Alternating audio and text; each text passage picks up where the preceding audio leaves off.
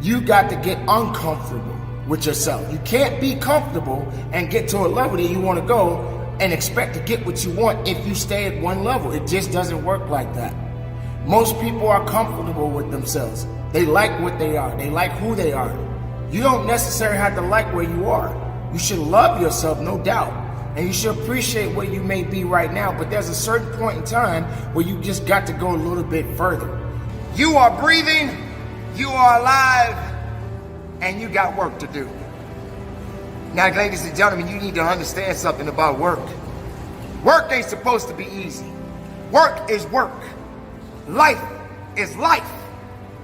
How you go about doing things that's going to make you better depends on you. Now, you're sitting around waiting for someone to save you. Get over yourself. No one can save you. Save yourself from excuses. Save yourself from giving yourself less credit. Conduct your business. Ladies and gentlemen, get it done. Focus on your purpose and keep it moving. Don't just listen. Don't just listen. Do. I'm not just talking. So you know, I'm not just talking. I'm doing. And I don't want you to just listen. Put this information to work. Make today count. Every day. Go forward. Get aggressive and attack, whether it's on the battlefield or on the beat or in the factory or on the farm or on the construction site or on the website,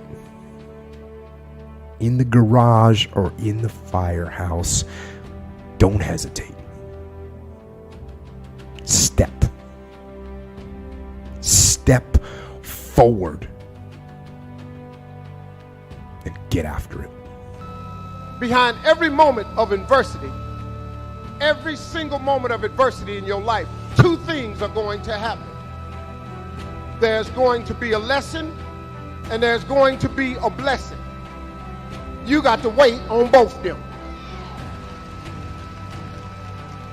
If you let the adversity crumble you, if you focus on the adversity, you will lay there and wallow in the fact that you have failed. Because failure coming. But life is 10% what happened to you. It's 90% what you do about it. Man, so what you fail. It's not really failure though.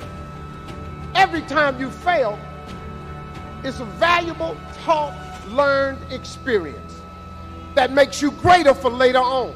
The only way that you can fail is to give up. Edison said that he invented the light bulb, but it was a 2,000-step journey. He actually said that he tried 2,000 different things before he found the thing that worked. Wow. So many people that have been great, phenomenal successes. If you knew the number of times that they failed. Walt Disney was fired from a job because they said he had no creativity. Imagine that. What if he would have just said, okay, well, I guess what I thought was going to happen was just my imagination. They told me I have no creativity. When are you going to stop listening to what they tell you and start listening to God and what's in your own heart? People told me I couldn't do this. They said, you can't do that. You're a woman. And so when I went to God and said, I can't do that, I'm a woman, He said, I know you're a woman. You can do whatever God tells you to do. Even if you're the first person to ever do it, you can still do it. But everything is not going to go perfectly right from step one. You will have things that you step out in and try to do that won't work. Nothing necessarily changed, but it evolves. Everything evolves. Why are you waiting to get to that level?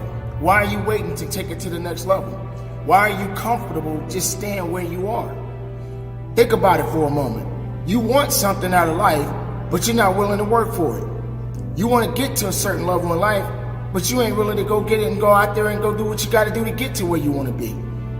Ladies and gentlemen, it's not something that is going to happen overnight. You got to put your work in so you can get something out of it. And if you're not willing to get that, you're never going to get anything anyway. It doesn't necessarily have to be fitness related. It's everything that we do in life.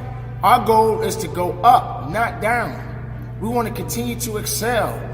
You don't want to get yourself in a position where you're regressing, but you want to go into a position where you're progressing. So get outside of yourself. Get uncomfortable with yourself and find out more about who you really are and what you're made of, and then you'll go to the level you need to be and then go beyond that level. I don't believe in goals. Just like I tell people often, I don't necessarily put myself in a position where I have a specific goal. Yes, there is a target that you want to hit. But what's next? What's the next level? How far are you going to go past that? Once you've accomplished something, you don't just stay there. You get outside of that and go to the next level and then go to the next one. You keep pushing yourself until they put you in the ground. Until they put you in that ground and put those rose petals on your box, you got to keep on moving. You got to keep on moving with a purpose. So keep it moving, ladies and gentlemen. I love you from the bottom of my heart. Keep it moving, be productive, be powerful, and from the bottom of my heart, conduct your business. There has to be a stubbornness. I'm committed to this marriage. Leaving is not an option.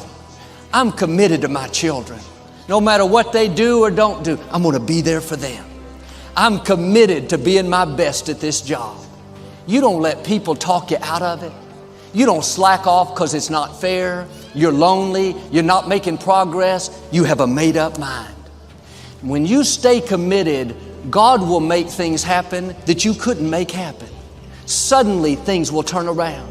Suddenly, your marriage will improve. Suddenly, your business will take off.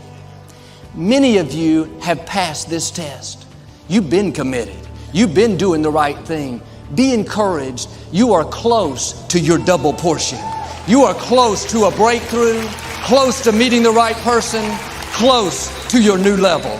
It's also, ladies and gentlemen, necessary that you be creative when you're working on your ideas, that you understand the importance of changing up, of readjusting your strategies. Many times we can have a great idea, but if you're not advancing it in the right way and things don't happen, you become discouraged and think the idea doesn't work. No, that's not true. It's necessary that we become creative. It's me.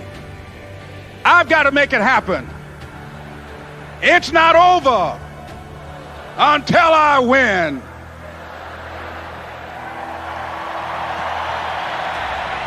The next thing that's important to know, yes, it's possible that you can choose your future and direct the course of your life as you run toward your dream. It's necessary that you have goals, that you write those goals down, that you plan, that you think constantly of how you can begin to improve what it is that you're doing. If it's your presentations, if it's your recruiting skills, whatever that is, it's also necessary that you look for ways to always find a way to pull it out when everybody else thinks that you are defeated. That you've got to take personal responsibility to know that in order to become successful, you've got to make it your personal business to do it. But the next thing, ladies and gentlemen, I want to share with you that some of you already know that it's hard. It's not easy. It's hard changing your life. It was hard when just over 3 years ago in the Penobscot building in Detroit, Michigan, where I was operating my business, and I fell on some hard times, and I was sleeping in my office. It was hard coming into the lobby, and the security said, "Excuse me, Mr. Brown, can we see you for a moment?" And I said, "Yes." And I walked up to the counter, and he gave me an envelope. And he said, "Would you mind reading it here?" And I opened the envelope, and the envelope was from management that said, "This is an office tower. It's not a hotel. Please do not sleep in your office." And I said, "Excuse me, sir." I said, "I just work long hours in creating my business. I'm an entrepreneur. And right now things are bad for me, but they're not going to be this way always. And I just asked for the opportunity to continue to operate like I'm doing. I'm not trying to make this my home. And it was hard coming through the lobby. And sometimes they would laugh. There's a guy talking about becoming successful. And look at him. He's bathing in the bathroom upstairs on the 21st floor. He sleeps on the floor. Him and 2 other dreamers up there. Look at him. It was hard, ladies and gentlemen, coming to speak to people. And I was facing financial difficulties in my own life. I was behind on my bills and my dreams, and I'm saying to them, you can live your dream. It was hard, ladies and gentlemen. It was very difficult to pick myself up each day believing that I could do it. There were times that I doubted myself. I said, God, why is this happening to me? I'm just trying to take care of my children and my mother. I'm not trying to steal or rob from anybody. Why did this have to happen to me? It was very hard. And here's what I want to say to you. For those of you that have experienced some hardships, don't give up on your dream. No one could have convinced me by holding on, by continuing to push forward, by continuing to run toward my dream, that one day I would have my own talk show. It's a long shot, ladies and gentlemen, from Liberty City, an abandoned building on a floor, never knowing my mother or father. It's a long shot. Being here with you today in this dome in Atlanta, it's a long shot. No college training, labeled educable, mentally retarded, but I kept running toward my dream. Don't stop. Don't stop running toward your dream.